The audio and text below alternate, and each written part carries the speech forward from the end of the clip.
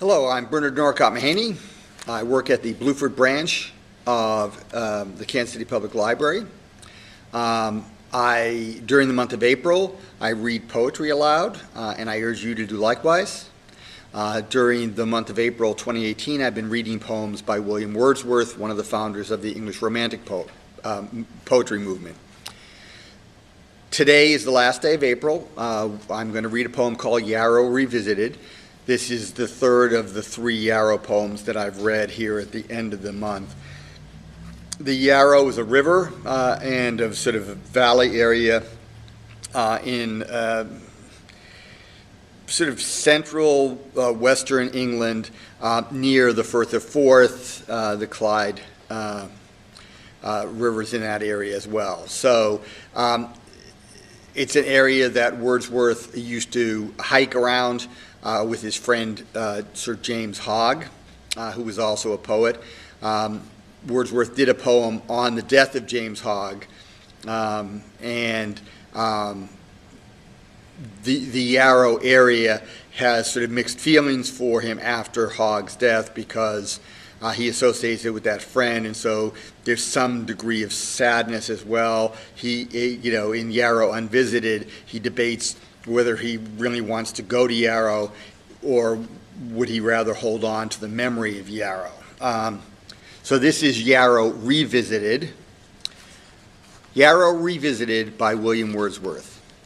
The gallant youth who may have gained or seeks a winsome marrow was but an infant in the lap when first I looked on Yarrow, once more by Newark's castle gate, long left without a warder, I stood, looked, listened, and with thee, great minstrel of the border, grave thoughts ruled wide on that sweet day, their dignity installing in gentle bosoms, while sere leaves were on the bough or falling, but breezes played and sunshine gleamed, the forest to embolden.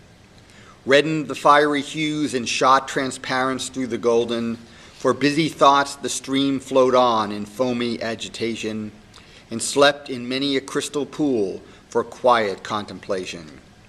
No public and no private care the freeborn mind enthralling, we made a day of happy hours, our happy days recalling. Brisk youth appeared, the morn of youth, with freaks of graceful folly, life's temperate noon, her sober eve, her night not melancholy. Past, present, future, all appeared in harmony united, like guests that meet, and some from far, by cordial love invited. And if, as Yarrow through the woods and down the meadow ranging, did meet us with unaltered face, though we were changed and changing. If then some natural shadow spread our inward prospect over, the soul's deep valley was not slow its brightness to recover. Eternal blessings on the muse and her divine employment, the blameless muse who trains her sons for hope and calm enjoyment. Albeit sickness lingering yet has o'er their pillow brooded, and care waylays their steps, a sprite not easily eluded.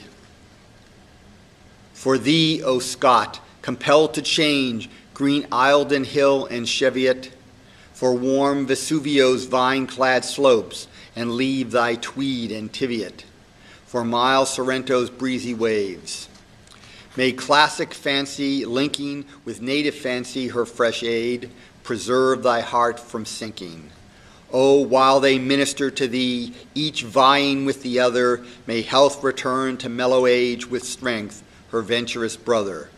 And Tiber, and each brook and rill renowned in song and story, with unimagined beauty shine, nor lose one ray of glory. For thou, upon 100 streams, by tales of love and sorrow, of faithful love, undaunted truth, hast shed the power of Yarrow. And streams unknown, hills yet unseen, wherever they invite thee, at parent nature's grateful call, with gladness must requite thee.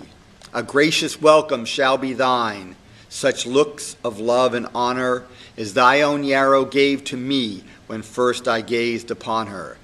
Beheld what I had feared to see, unwilling to surrender, dreams treasured up from early days, the holy and the tender. And what for this frail world were all that mortals do or suffer, did no responsive harp, no pen, memorial tribute offer. Yea, what were mighty nature's self, her features, could they win us, unhelped by the poetic voice that hourly speaks within us? Nor deem that localized romance plays false with our affections, unsanctifies our tears, made sport for fanciful dejections. Ah, no. The vision of the past sustained the heart in feeling life as she is, our changeful life. With friends and kindred dealing, bear witness ye, whose thoughts that day in Yarrow's groves were centered, who through the silent portal arch of moldering Newark entered, and clomb the winding stair that once too timidly was mounted by the last minstrel, not the last, ere he his tale recounted. Flow on forever, Yarrow stream, fulfill thy pensive duty, well pleased that future bards should chant for simple hearts thy beauty. To dream light dear, while yet unseen, dear to the common sunshine, and dearer still, as now I feel, to memory's shadowy moonshine. So that was the poem Yarrow Revisited, in which he also mentions Walter Scott, another writer from the area. So that concludes National Poetry Month for me for 2018. I urge you to find a poet that you like, read that poet's work, read it aloud. Find places where you can read it aloud. And I think the more you read poetry aloud, the more you get a sense of the rhythm and the meaning, the better poetry, it will have more meaning for you, and you'll get better at it. So that would be my wish for you for the coming year. So with that, Bernard Norcott-Mahany out.